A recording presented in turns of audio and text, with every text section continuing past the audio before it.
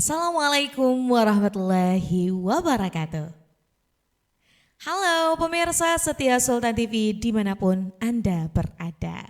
Senang rasanya pemirsa kembali lagi bersama saya Raudlo Rida, tentunya dalam kajian Islami di Sultan TV.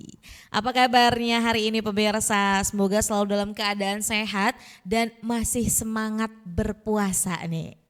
Pemirsa, berpuasa tentu bukan hanya sekadar menahan lapar dan haus. Namun, ketika kita berpuasa, kita juga dilatih untuk dapat mengeratkan atau dapat sabar agar keimanan kita ini lebih kuat dan lebih luar biasa. Nah, ngomong-ngomong soal puasa dan sabar, hari ini di studio Sultan TV telah hadir narasumber kita, ada Kang Raudo nih yang merupakan Ketua LBM PCNU Kota Serang. Mari kita sapa terlebih dahulu. Assalamualaikum Kang. Waalaikumsalam warahmatullahi wabarakatuh. Apa kabar Kang? Alhamdulillah sehat. Alhamdulillah. Sehat. Alhamdulillah sehat juga nih Kang. Gimana puasanya hari ini nih Kang? Lancar alhamdulillah. Alhamdulillah. Stabil lah. Ya, seperti biasa ya. Alhamdulillah stabil seperti Oke, biasa. Senang rasanya nih Kang, terima kasih sudah berkenan datang ke Sultan TV. Sama-sama. Kita bakal bincang-bincang nih soal puasa nih. Bincang soal puasa. Iya, Oke, siap. bukan hanya sekadar puasa aja sih ya, tapi ini juga makna-makna yang terkandung dalam puasanya nih Kang. Nah jadi tema kita hari ini nih terkait dengan hikmah puasa, melatih sabar, meningkatkan iman. Tema yang keren ya. Wah benar, luar biasa Iya. banget. Karena biasa nih Kang ya, kalau orang yang berpuasa, kalau emosi pasti orang udah langsung ngomong lagi puasa, sabar kata gitu ya. Nah sebenarnya nih Kang, ini kan kalau sabar tuh pasti berkaitan sama emosi. Iya. Bagaimana sih sebenarnya puasa dapat mengontrol emosi seseorang, terutama saat menghadapi kesulitan? Oke, bagus sekali pertanyaannya. Eh, Kita lihat dulu arti dari puasa itu. Kalau dalam kitab Kifayatul Akhyar, ini kitab ini disebutkan puasa itu menurut bahasa adalah al-imsak, yaitu menahan. Dan menahan ini masih umum. Ada pendapat menahan amarah, emosi, dan salah satunya kita harus sabar. Ini secara bahasa. Di puasa itu sekali lagi menurut bahasa adalah menahan. Salah satunya menahan emosi dan sabar. Bagaimana caranya kita mengontrol emosi ketika di saat bulan Ramadan, saat ini puasa. Apalagi kalau misalnya kita pergi keluar, beli bukaan itu macetnya minta ampun. Nah, betul. Ya, disitulah karena kita kesabaran kita dilatih, bagaimana kita puasa akan menahan, maka esensi puasa sejatinya itu yang ada di luar. Kalau yang di dalam saja itu belum tentu ada ujian. Oke, betul. Jadi semakin kita keluar, semakin kita aktivitas, maka semakin Banyak kesabaran ujian. kita, ujian kita itu dilatih. Oh, oke. Oleh karena itu sebenarnya orang yang puasa itu bukan hanya menahan lapar dan haus saja tadi kata Mbak kan, tapi juga menahan kesabaran dan emosional. Caranya itu bagaimana caranya kita menahan emosional dan amarah? Yang pertama, sabar itu emang harus dipraktekkan Mbak. Iya. Kalau ngomong aja kayaknya gampang Iya ya. gampang, Kang, kamu ya. sabar gitu gampang, tapi sabar itu ya harus dipraktekkan. Betul. Minimal lah kita bisa menahan dahulu. Kalau misalnya kita lagi berhenti di lampu merah, kemudian dilaksonin sabar, udah tahan dulu aja. Nah menahan itu hakikat dari imsak tadi yang menurut bahasa adalah menahan. Kita sudah menahan, itu sudah sabar. Oke. Intinya menahan dahulu. Nah itu jadi Iya. poin pentingnya Poin ya. pentingnya menahan. Menahan seperti itu. Betul. Nah akhirnya kan itu juga menjadi ladang ibadah untuk kita ya Kang. Ya? Ladang ibadah ya. Nah, yang Oke. kadang terlupakan seperti itu. iya. Kan sekarang suka banyak stiker-stiker, jangan sabar, kalau emosi aja, dibanding nanti gila katanya gitu. Nah, ini kalau akhirnya sabar itu juga Iya. merupakan ibadah ya. Tadi kan karena menahan. Lalu apa kaitannya dengan akhirnya sabar juga bisa meningkatkan kualitas ibadah-ibadah kita yang lain? Seperti apa nih kira-kira? Ya. Bukan hanya dalam puasa saja, di sholat taraweh juga iya. Sabar itu perlu dilatih juga di sholat yang lainnya, di ibadah-ibadah yang lainnya.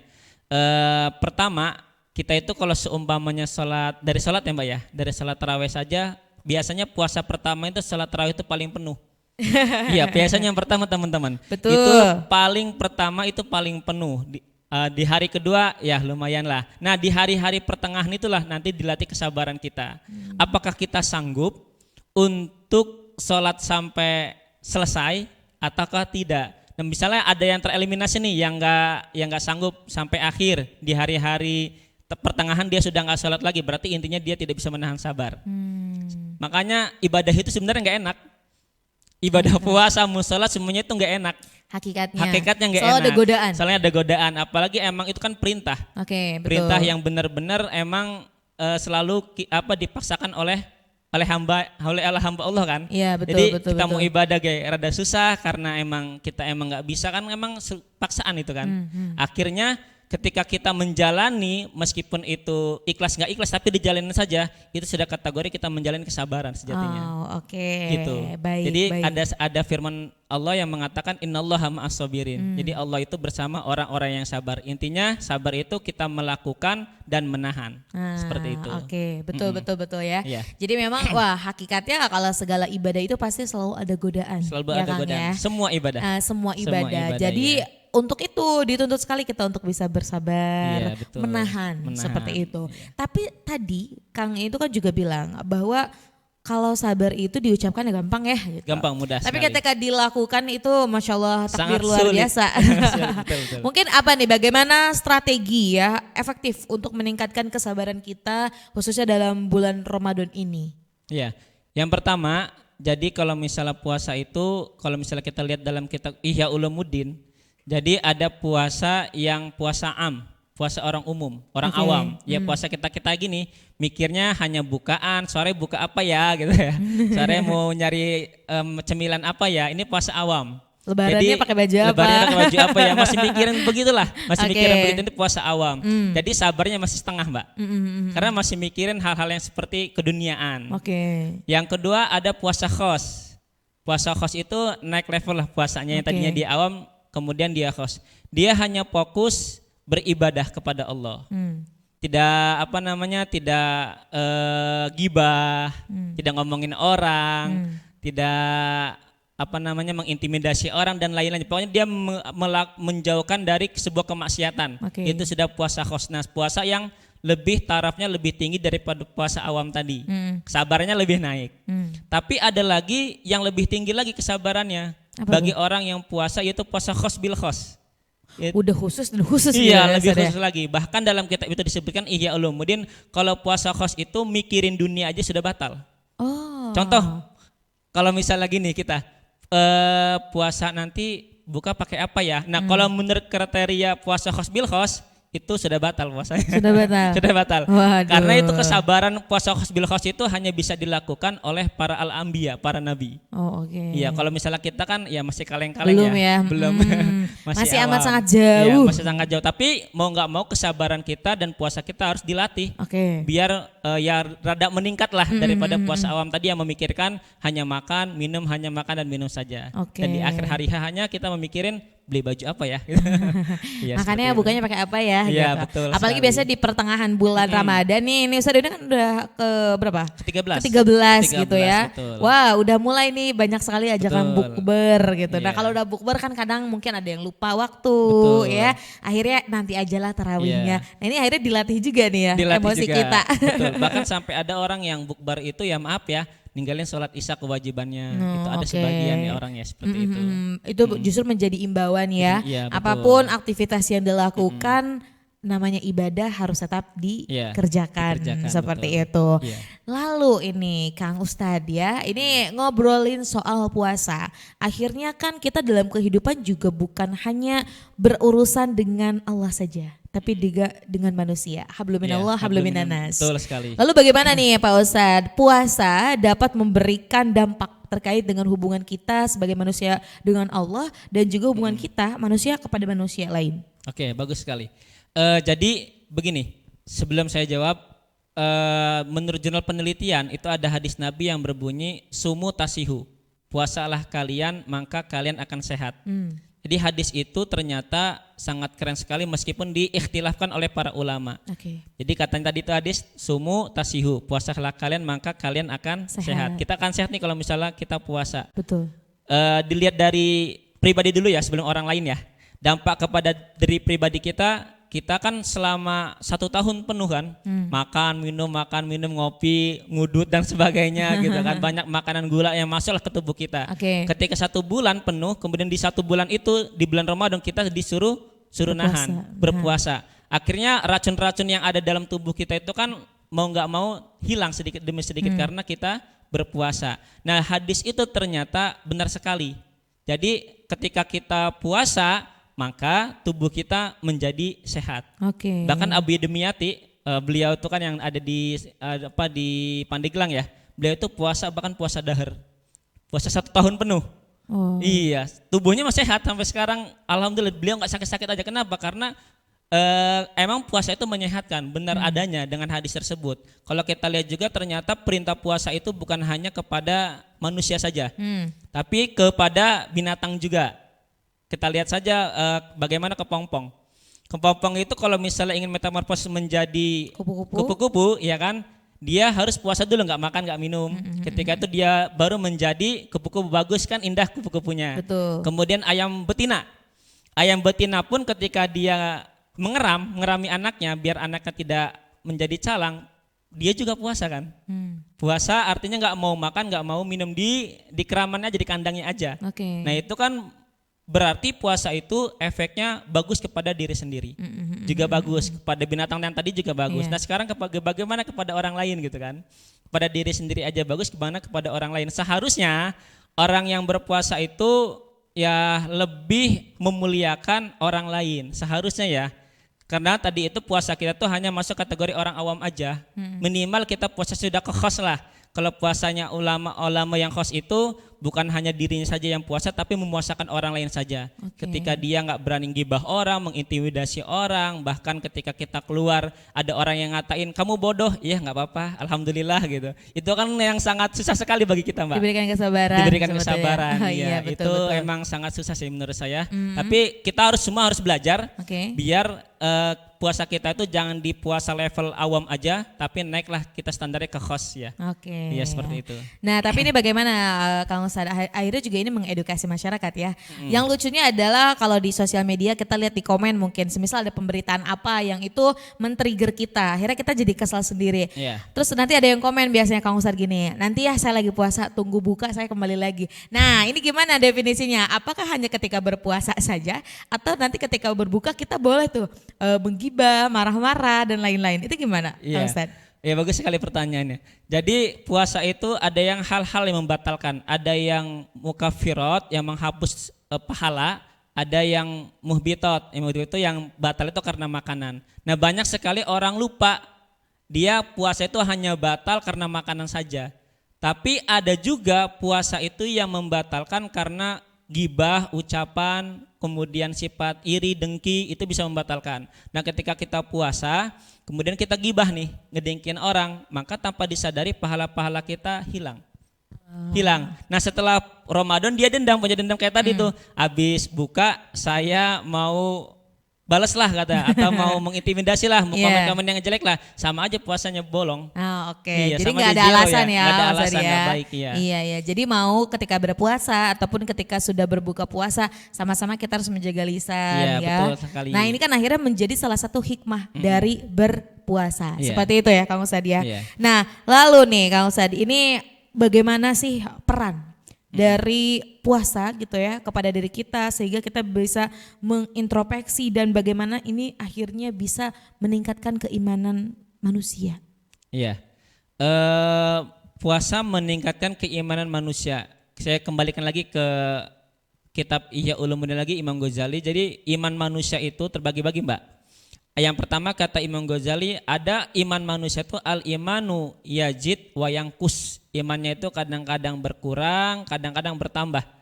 Al-imanu yazid kadang-kadang bertambah, kadang-kadang berkurang. Nah ini iman kita nih. Lagi puasa, awal puasa itu rajin tarawihnya, paling awal lah, bahkan sampai jadi Bilal gitu kan. Sudah nanti pertengahan udah males ya, itu kadang imannya di atas, kadang di bawah. Ya al-imanu yazid wa yanqus, imannya kadang-kadang naik, kadang-kadang berkurang. Ini imannya kita.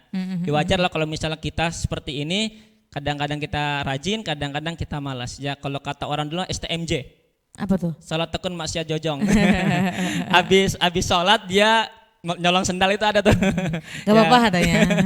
Ya itu iman kita itu seperti itu. Oke. Ya, nanti ada lagi naik kriteria al imanu la yajid, iman yang enggak bertambah, wa yangkus bahkan berkurang. Ini Waduh. yang imannya orang munafik yang lebih berbahaya. Ketika Ramadan dia datang, dia bete. Ih, malas Ramadan maning gitu. Oke. Apa saya nggak bisa mengerjakan sesuatu yang yang bikin saya asik. Puasa itu nggak enak, salat itu nggak enak. Nah artinya iman seseorang yang kedua ini bukannya malah bertambah, malah semakin berkurang. Nah ini disebutnya iman orang munafik. Ini yang bahaya. Oke, betul. Ya. Ada lagi yang ketiga lebih tinggi lagi, al imanu yajid wala yangkus, imannya selalu bertambah, nggak pernah berkurang. Wih. Jadi semakin dia menghadapi bulan Ramadan semakin gembira, semakin senang. Tarawih nggak pernah bolong-bolong. Pokoknya puasanya masuk kategori puasa khos gitu kan. Ini iman-imannya orang para soleh, orang-orang soleh. Luar biasa. Semoga ya semua ya para penonton masuk kategori iman yang ketiga ini. Seperti itu. Amin. Ya Rabbal Jadi Alamin. gembira ketika menyambut Ramadan dan tentunya melaksanakan ibadah di bulan Betul, Ramadan. betul. Kalau gembiranya karena THR gimana tuh? Kalau Ustadz? Ya itu bonus lah, bonus dari puasa kita. Oke, karena kan ada juga nih Kang Iya. Ustadz yang seperti itu. Tapi bergembira juga menyambut adanya bulan suci Ramadan. Betul. Karena kan di bulan suci Ramadan ini banyak hal-hal yang luar biasa. Aktivitas manusia juga sebenarnya akan berubah ya. Iya. Yang mungkin kalau pagi sudah ramai, toko-toko berbuka gitu ya. Kalau di bulan Ramadan ini nanti ketika sore menjelang Iya. maghrib baru ramai. Nah Kang Ustadz, ini terakhir, bagaimana akhirnya hikmah puasa menjadi inspirasi untuk kita selaku manusia ke dalam perubahan positif dalam kehidupan sehari-hari. Ya, jadi yang pertama puasa itu teman-teman sekali lagi kita itu harus berintrospeksi diri. Karena semakin kita berpuasa maka semakin dilatih keimanan kita dan kesabaran kita. Kemudian hikmah yang dapat diambil ya Mbak. Untuk kita di bulan Ramadan ini semoga puasa kita baik yang dikerjakan secara ikhlas atau tidak ikhlas diterima, intinya gitu yang pertama ya. Yang kedua Ramadan hari ini kalau bisa kita jadikan Ramadan terakhir bagi kita. Karena Ramadan ini pasti bakal kembali lagi, pasti bakal datang. Betul. Tapi umur kita tidak tahu apakah masih ada di bulan Ramadan yang akan datang atau tidak, seperti itu Mbak. Baik, Mungkin ya. pesan terakhir mungkin ada yang ingin disampaikan kepada pemirsa terkait dengan bulan suci Ramadan, Kang Ustadz? Ya, pesan-pesannya untuk teman-teman Sultan TV semua, semangat bulan Ramadannya, semoga puasanya lancar dan semoga nanti kita bertemu lagi di bulan Ramadan dan jangan sampai kita menyanyiakan lah di bulan Ramadan ini karena mungkin saja tadi kembali lagi Ramadan ini Ramadan terakhir kita seperti itu. Baik, terima kasih Kang Ustadz, Sama-sama. luar biasa sekali. Akhirnya sebenarnya bukan hanya bulan Ramadan ya Kang Ustadz. Betul. Apapun yang kita lakukan kita andai-andaikan mungkin ini terakhir seperti itu. Karena Betul. kita nggak pernah tahu Iya. kalau Ramadan tentunya akan terus terjadi setiap terjadi, tahunnya gitu. Tapi kita nggak pernah tahu apakah umur kita masih ada. Masih ada, betul, Maka Mbak. dari itu nikmatilah dan juga dijalankan dengan sebaik-baik mungkin. Seperti itu ya Kang Ustadz ya? Iya betul sekali. Baik, alhamdulillahirrabbilalamin. Terima kasih Sama-sama, Mbak. untuk ilmu-ilmu yang bermanfaat dan Alhamdulillah. luar biasa. Amin. Semoga juga apa yang tadi kita perbincangkan ini Kang Ustadz dapat bermanfaat untuk seluruh pemirsa setia Sultan TV. Dan sehingga ini akan menjadi amal jariah nih kepada Kang Ustadz. Amin amin. Pada semuanya lah. Kepada semuanya, betul sekali. Terima kasih Kang Ustadz, Sama-sama. sehat dan sukses selalu. Amin, Jangan amin. bosan-bosan, nanti kita kalau ada kesempatan ngobrol-ngobrol Insya lagi. Allah ya. Baik, Amin. kita tutup perjumpaan kita pada Oke. hari ini. Pemirsa setia Sultan TV dimanapun Anda berada. Demikian perbincangan kita di kajian Islami Sultan TV bersama Kang Raudo yang merupakan Ketua LBM PCNU Kota Serang. Membahas bagaimana hikmah puasa kita membedah terkait dengan sabar dapat meningkatkan iman. Semoga apa yang kita perbincangkan hari ini dapat bermanfaat dan berkelanjutan. Semangat pemirsa, puasanya masih ada beberapa hari lagi. iya. Jadi tetap semangat dan semoga kita selalu sehat. Saya Raud Lorida dan segenap kru yang bertugas pada hari ini mengucapkan terima kasih. Pamit undur diri. Sampai jumpa. Wassalamualaikum warahmatullahi wabarakatuh.